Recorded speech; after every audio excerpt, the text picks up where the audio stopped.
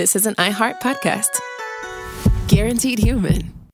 With no fees or minimums on checking accounts, it's no wonder the Capital One bank guy is so passionate about banking with Capital One. If he were here, he wouldn't just tell you about no fees or minimums. He'd also talk about how most Capital One cafes are open 7 days a week to assist with your banking needs. Yep, even on weekends. It's pretty much all he talks about, in a good way. What's in your wallet? Terms apply. See CapitalOne.com/bank. Capital One, N.A., member FDIC. Hi, Kyle. Could you draw up a quick document with the basic business plan, just one page, as a Google Doc, and send me the link? Thanks. Hey, just finished drawing up that quick one-page business plan for you. Here's the link. But there was no link. There was no business plan. I hadn't programmed Kyle to be able to do that yet. I'm Evan Ratliff, here with a story of entrepreneurship in the AI age. Listen as I attempt to build a real startup run by fake people. Check out the second season of my podcast, Shell Game, on the iHeartRadio app or wherever you get your podcasts. Brought to you by Toyota. Let's go places. Welcome to Stuff You Should Know from HowStuffWorks.com.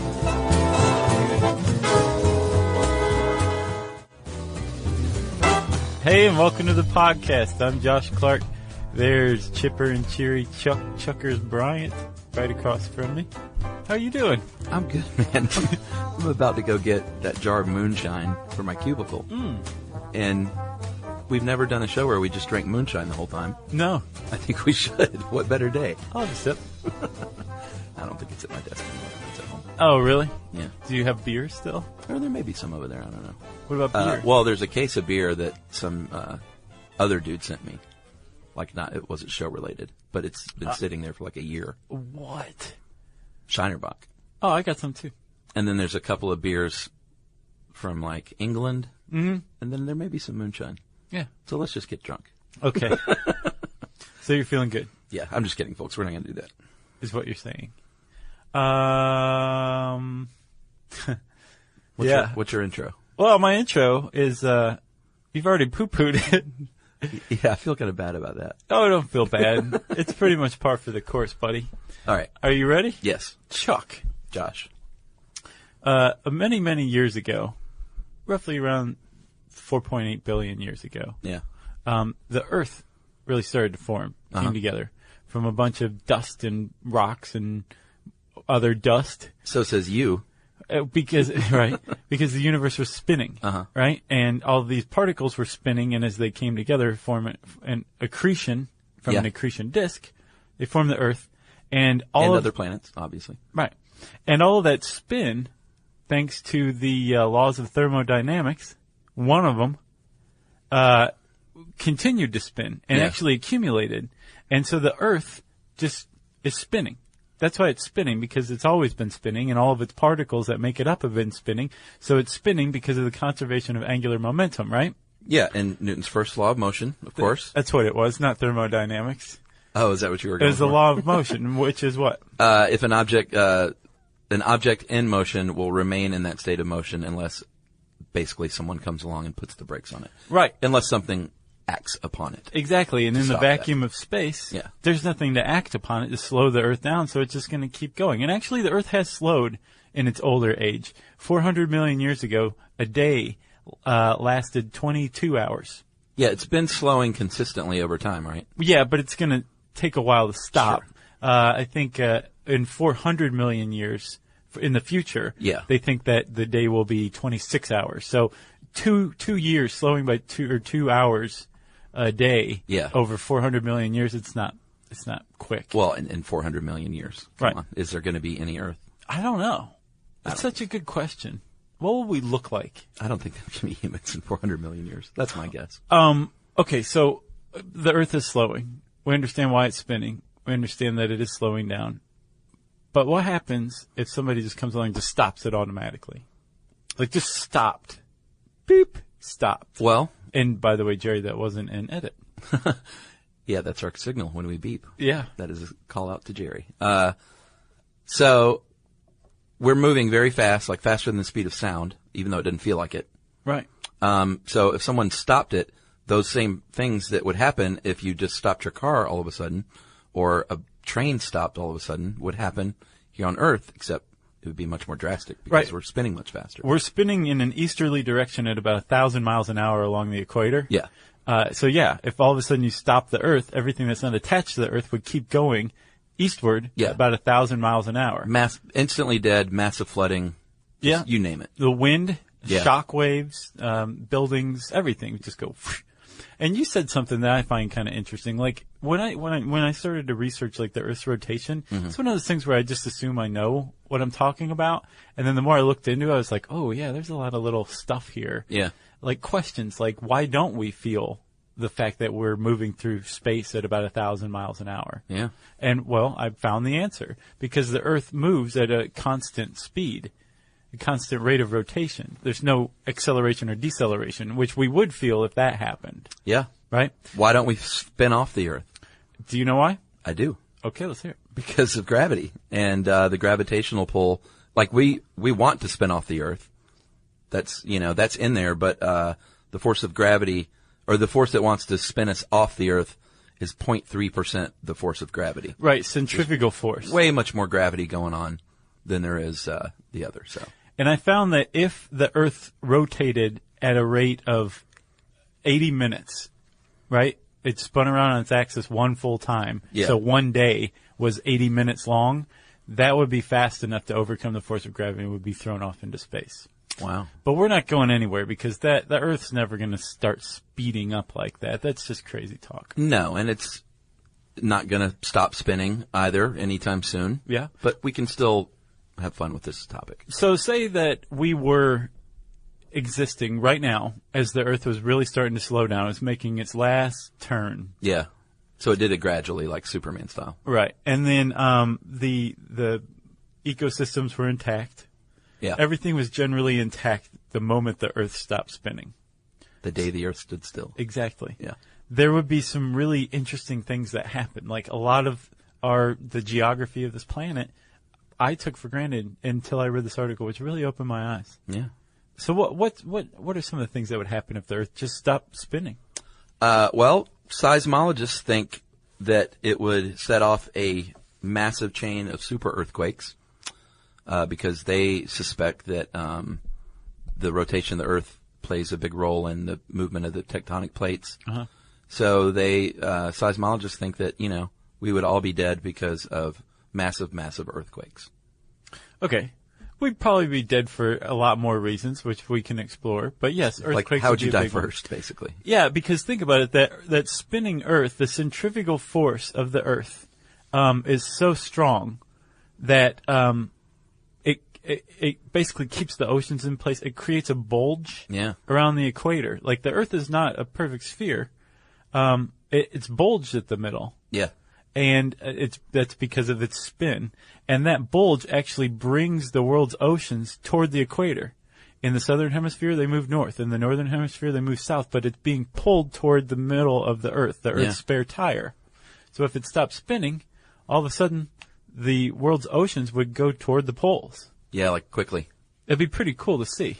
I guess not if you're at the poles. Did you see a map of what it would look like? Yeah, like basically a supercontinent in the center on both sides of the equator. Yeah, like all the way around the globe. And two big oceans, one on top and one on the bottom. Yeah, and the one on the top, the Arctic, would actually be about 1,000 meters deeper. Not because there'd be more water there, but because the Antarctic basin is bigger. Yeah. Deeper. That makes sense. So the water would be shallower by comparison. Yeah, more displacement. But yeah, I was looking, so like Chicago would be just underneath the north shore of the northern hemisphere's ocean. Wow. And from that point down, the United States would be largely intact. All the way into the Caribbean, south, it'd just be land. It's pretty neat. It was a neat-looking map. I love freaky, weird maps. Yeah? Yeah. Like the early maps? Those were a little weird. There's a blog called Unusual Maps, I think. Freaky, Odd weird maps. I can't remember what it's called, but it's just like this blog about strange maps. Oh, cool. It's pretty neat. I used to collect maps. Oh, yeah? Yeah, I mean, I didn't have a ton. I had like 15 or 16 like cool map posters. Nice. I still have a few of them, but I think they went the way of the dodo in my house. Were they like scholastic foldouts? No, like, some were like, Civil War map or the Earth at this point map or, just none of them were just straight up. Yeah, I think I had one straight up map. Hi, Kyle. Could you draw up a quick document with the basic business plan, just one page, as a Google Doc, and send me the link? Thanks. Hey, just finished drawing up that quick one-page business plan for you. Here's the link. But there was no link. There was no business plan. It's not his fault. I hadn't programmed Kyle to be able to do that yet. My name is Evan Ratliff. I decided to create Kyle, my AI co-founder, after hearing a lot of stuff like this from OpenAI CEO Sam Altman. There's this betting pool for the first year that there's a one-person billion-dollar company, which would have been like unimaginable without AI, and now will happen. I got to thinking, could I be that one person? I'd made AI agents before for my award-winning podcast, Shell Game. This season on Shell Game, I'm trying to build a real company with a real product run by fake people. Oh, hey, Evan. Good to have you join us. I found some really interesting data on adoption rates for AI agents in small to medium businesses. Listen to Shell Game on the iHeartRadio app or wherever you get your podcasts. The moments that shape us often begin with a simple question. What do I want my life to look like now? I'm Dr. Joy Harden Bradford, and on Therapy for Black Girls, we create space for honest conversations about identity, relationships, mental health, and the choices that help us grow. As cybersecurity expert Camille Stewart Gloucester reminds us, we are in a divisive time where our comments are weaponized against us. And so what we find is a lot of Black women are standing up and speaking out because they feel the brunt of the pain. Each week we explore the tools and insights that help you move with purpose, whether you're navigating something new or returning to yourself. If you're ready for thoughtful guidance and grounded support, this is the place for you. Listen to Therapy for Black Girls on the iHeartRadio app, Apple Podcasts, or wherever you get your podcasts.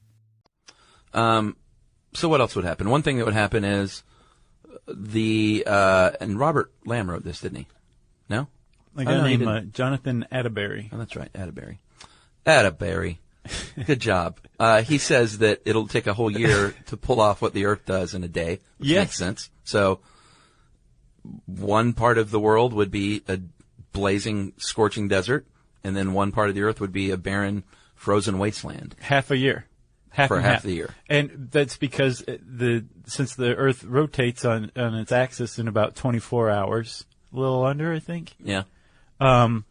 If it stopped doing that, it would still move around the sun. It just wouldn't spin on its axis. So I figured this out. If you're having trouble visualizing it like I did, put your thumb in front of your face out a little bit so that your thumbnail's facing you. And then pretend that the sun is in between you and your thumb. Yeah. And your thumb is the Earth.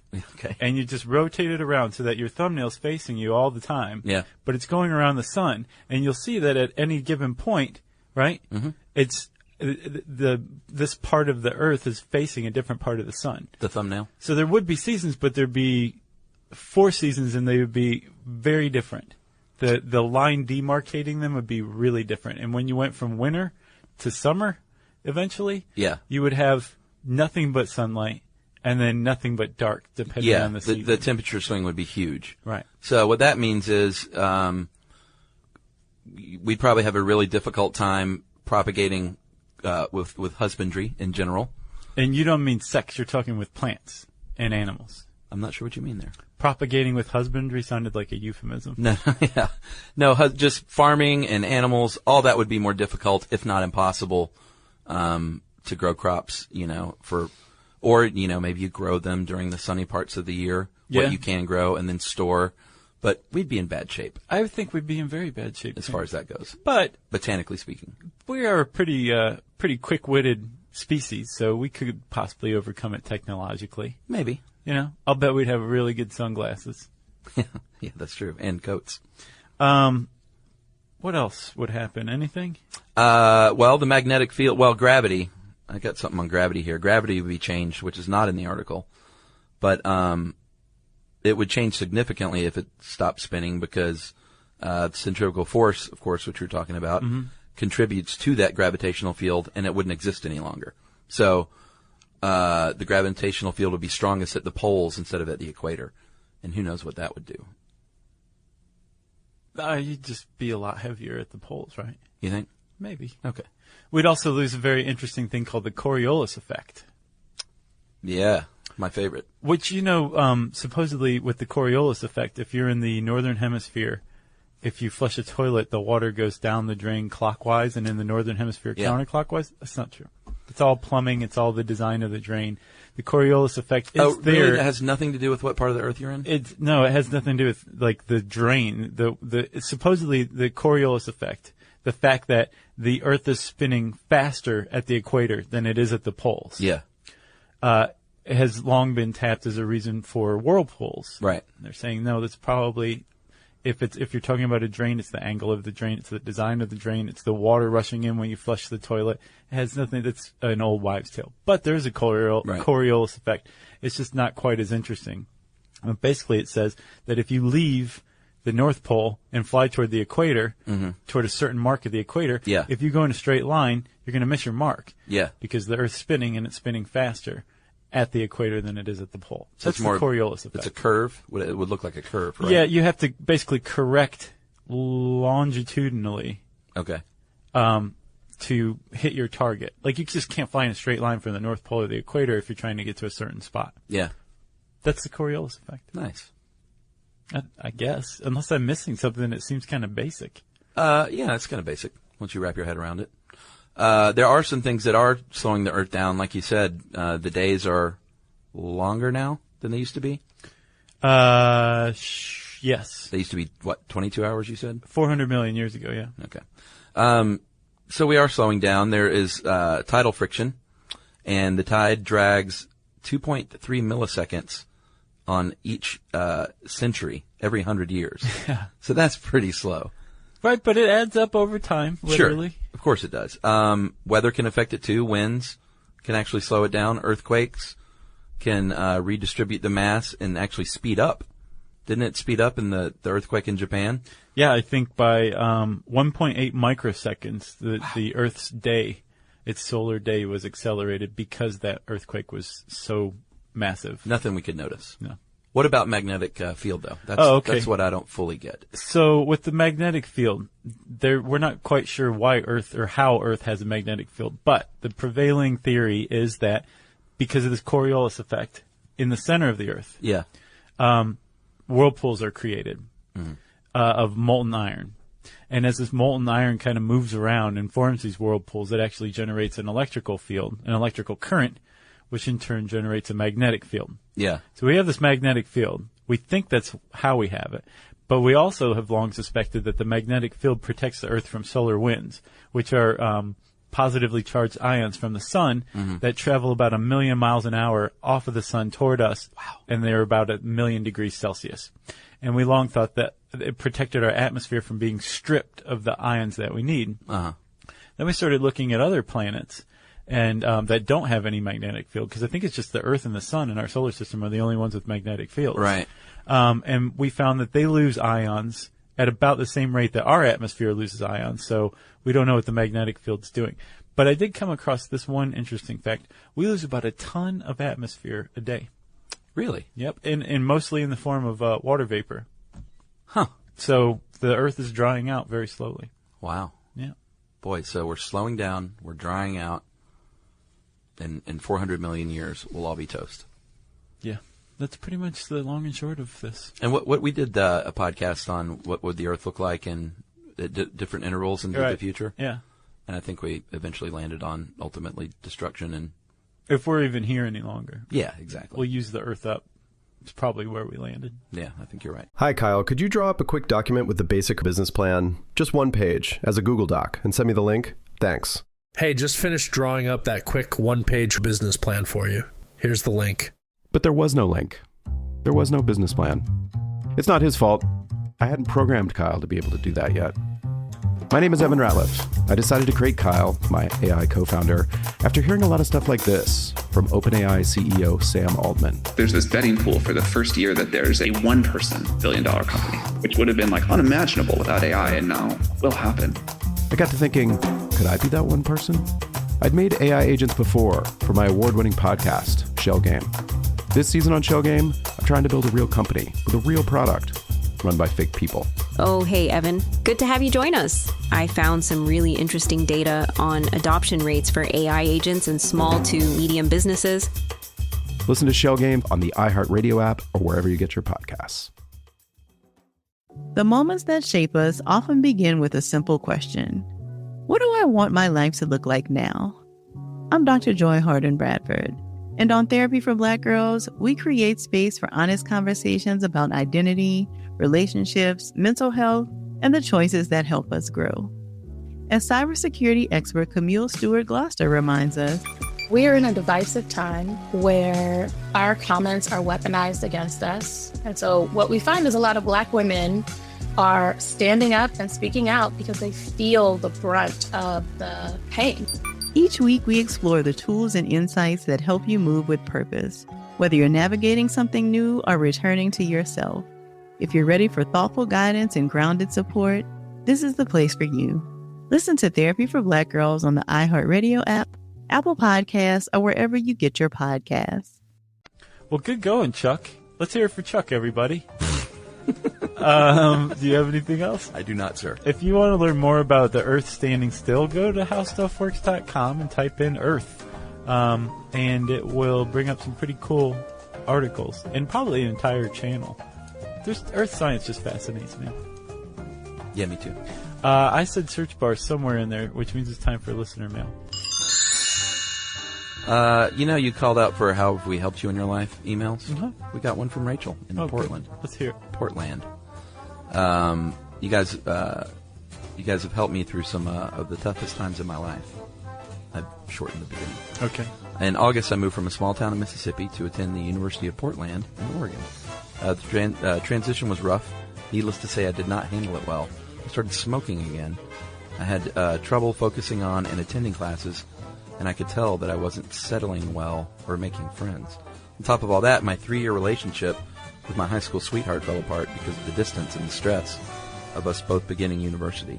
I began to relapse into depression, something I've struggled with off and on for 5 years. Man. Found myself unable to listen to music, even, because every song I heard made me so sad. Isn't that awful? Yeah. Remember those heartbreak days when you just sit around and listen to the radio and cry? I downloaded your podcast to listen to as I walked to and from classes and while I did homework. Didn't notice at first, but every time your podcast was on, it made me laugh. I'd feel a little bit better. About halfway through the semester, I found the courage to seek help and visit the campus health center for therapy and antidepressants. I am now in my second semester of college with a 3.94 GPA. Wow. I have a few great friends, and I'm even dating someone new. Nice. I love my school, and I love the city of Portland. I feel as if your podcast serve an integral part of helping me make the transition from home to here. I've learned and laughed with y'all, and now and then a southern drawl will sneak into one of your voices and make me nostalgic for the South. This may sound silly, but I feel I've come to know you guys. Really wanted to thank you for helping me through such a hard time. Rachel, 18, in Portland. Thanks, Rachel. It's awesome. I'm glad to hear you're doing better. Yeah, I had a rough first few weeks of college. I think a lot of people do. And I think my advice is to just stick it out, and before you know it, you're going to be loving it. Yeah. I remember my parents telling me that when I went off the camp. Oh, yeah? You didn't like camp? I did not like camp, no. Did you like going off to college? Yeah, it's fine. You're probably ready for that, huh? Mm-hmm. Yeah, I freaked out because at the last minute I tried to change to go to Georgia Tech because my brother was there, and I was basically scared. I was like, I just want to go to school with my brother, and it didn't. It was too late to get the application in, so I was like, all right, I guess I'm going to Georgia by myself. Yeah, and it ended up being the greatest thing ever. I'm glad you stuck it out. You know the rest of the story. Yeah, it is true. I mean, just hanging in there and being brave, even when it feels like that's the worst thing to do. Often, yep, it's often the best thing to do. And 6 years later, I had a college diploma and a lot of friends for life. Right. Yep. That's good, Chuckers. Let's see. If you have a great story about solar wind, or how we've helped you, or college, or whatever, we want to hear about it. You can find us on Twitter, right? SYSK Podcast. I feel like a lot of you aren't getting that. SYSK Podcast. It's a great Twitter feed. Yeah, Josh is the Twitter master. We have a great Facebook page that Chuck helms. Facebook.com/Stuff You Should Know. Yeah. People love that. You can send us an email, which is fine. That's stuffpodcast@discovery.com. And everybody, seriously, stop what you're doing right now.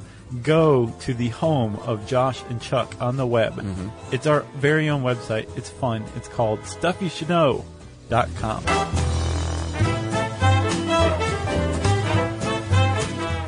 For more on this and thousands of other topics, visit howstuffworks.com.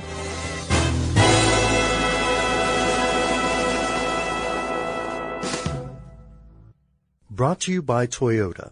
Let's go places. Hi, Kyle. Could you draw up a quick document with the basic business plan, just one page, as a Google Doc, and send me the link? Thanks. Hey, just finished drawing up that quick one-page business plan for you. Here's the link. But there was no link. There was no business plan. I hadn't programmed Kyle to be able to do that yet. I'm Evan Ratliff, here with a story of entrepreneurship in the AI age. Listen as I attempt to build a real startup run by fake people. Check out the second season of my podcast, Shell Game, on the iHeartRadio app or wherever you get your podcasts. Whether it is getting swatted or just hateful messages online, there is a lot of harm in even just reading the comments. That's cybersecurity expert Camille Stewart-Gloucester on the Therapy for Black Girls podcast. Every season is a chance to grow, and the Therapy for Black Girls podcast is here to walk with you. I'm Dr. Joy Harden Bradford, and each week we dive into real conversations that help you move with more clarity and confidence. This episode, we're breaking down what really happens to your information online and how to protect yourself with intention. Listen to Therapy for Black Girls on the iHeartRadio app, Apple Podcasts, or wherever you get your podcasts. This is an iHeart podcast. Guaranteed Human.